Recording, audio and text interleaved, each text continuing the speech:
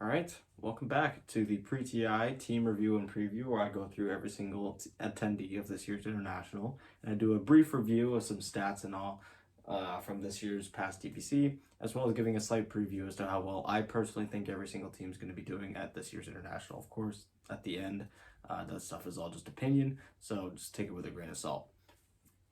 Next up on our list, as we make our way up to the final few teams, of course, I started at the bottom of the DPC standings. So if you're clicking on this video and wondering if I've covered a team that you're watching at this year's international, if they finish anywhere beneath fourth place, then I have definitely covered them. As we are now all the way up to fourth, like I had mentioned. So only 3 teams left after this.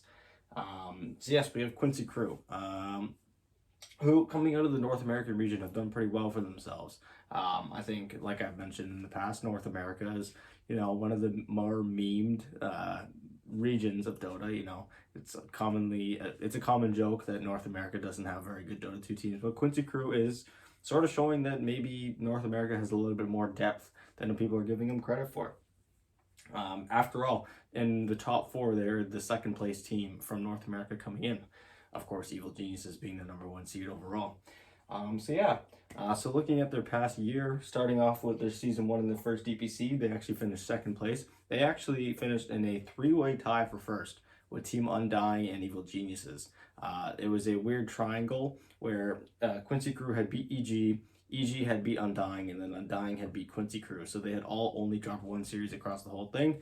And in the tiebreakers, Quincy Crew ends up losing to EG, but they beat Undying. So they come in second place overall. They get themselves into the first major, but they have to go through the group stage first. Where in the group stage, they do pretty well for themselves. Not anything crazy, though. They do only make it to the lower bracket, and then they get instantly knocked out. So a little bit of a disappointing first major of the year. They finished 9th to 12th, and they get themselves 0 DPC points. Of course, they did get 300 DPC points for finishing second place in the season. Following that, they actually finished first place in the entire region in NA. They went undefeated. They won a perfect 7-0. So this time they were able to overcome Undying.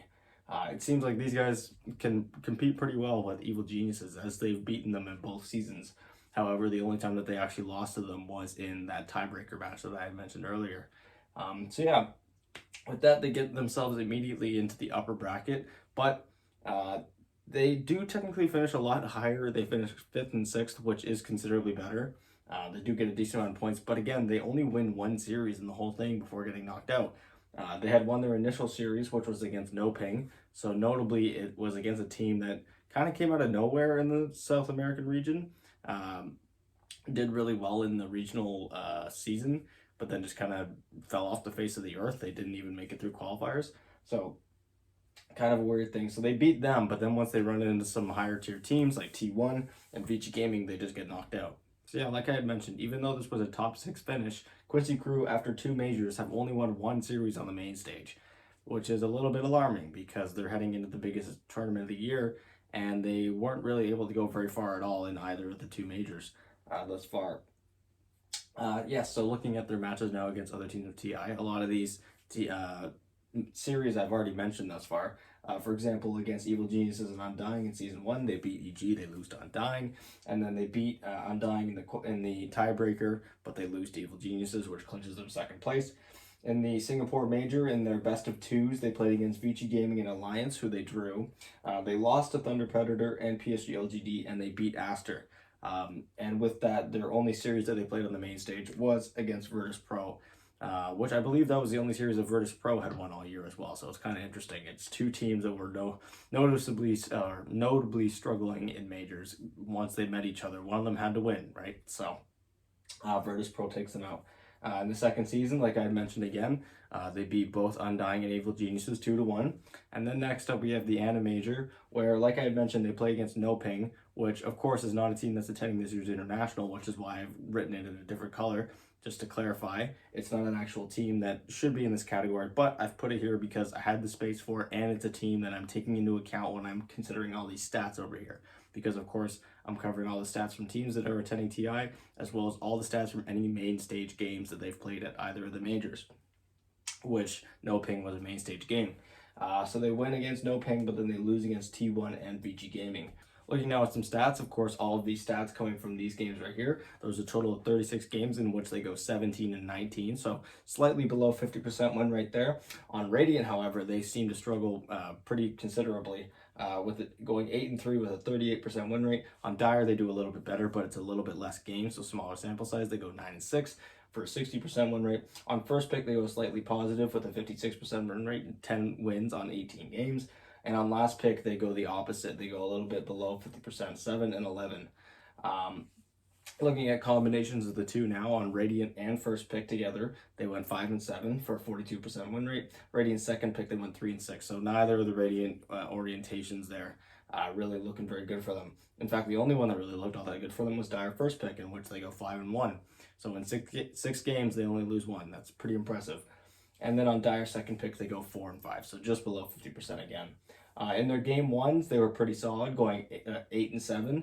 And notably, there's more game ones than there are game twos because, of course, they had the two best of ones for the tiebreakers in the first season. In game twos, they go 5-8, and then in game threes, they were even 4-4. So it seems like it was pretty even whether or not they could secure series in a best of three format.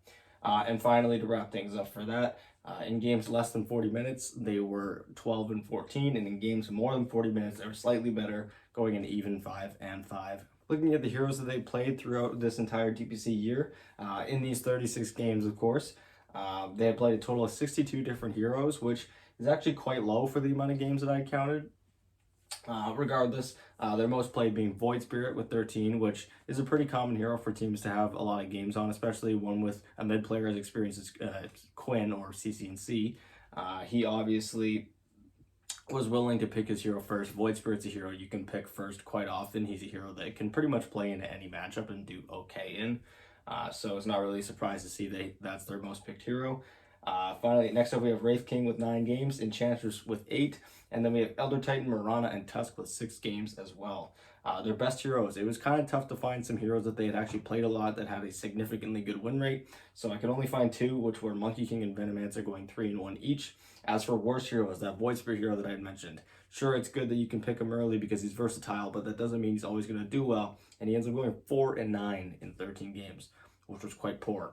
Of course, those are only the games that I'm counting here. They probably picked him against some of the weaker teams of NADPC, and they probably did quite well with it. But not against these higher tier teams. Beastmaster, they went 1-5 with that. They really struggled with them. And then Phoenix, not terrible, but they go 1-3 on 4 games. So looking now at their most banned heroes. So Quincy Crew had banned a total of 72 different heroes.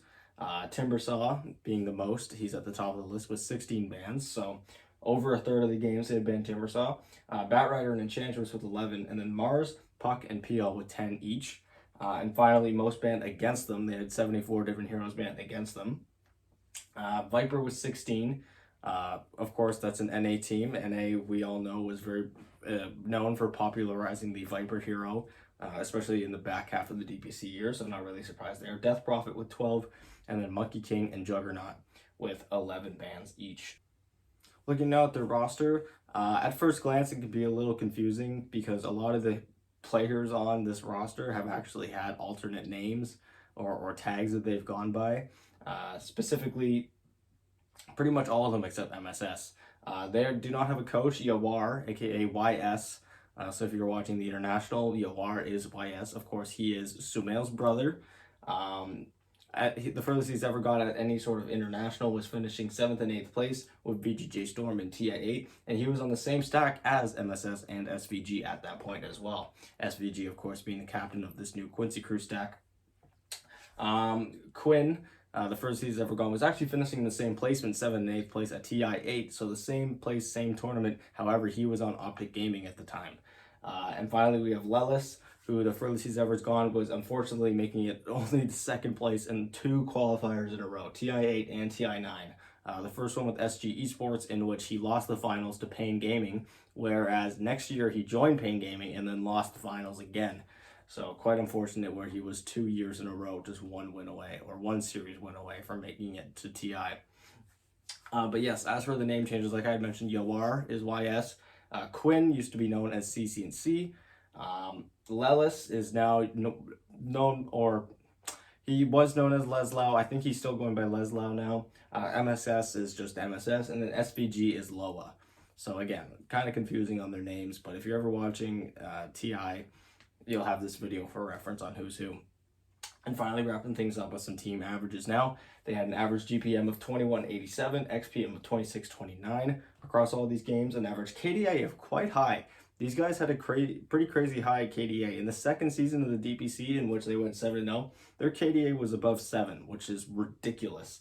4.54 for their average KDA, and a quite short match duration too, of 35.55.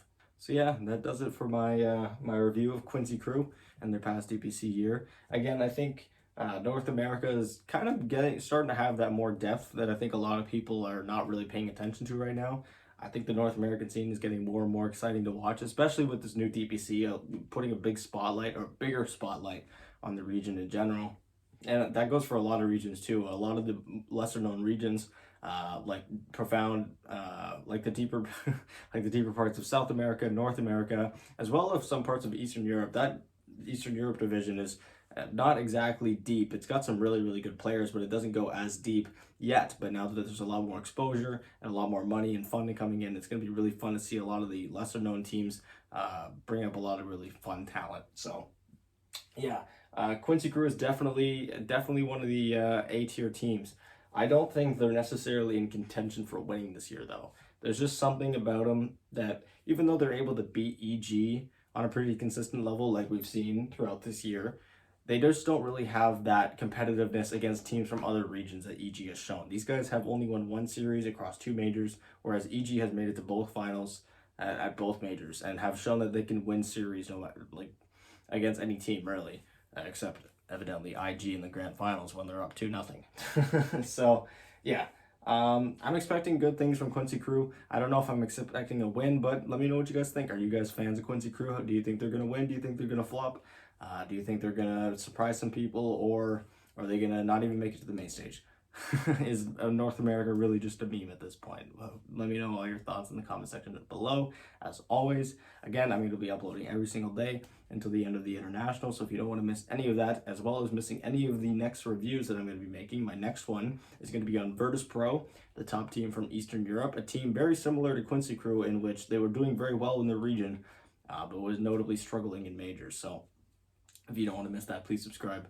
And if you enjoyed, please share the video. And I will see you guys tomorrow with that Virtus Pro review.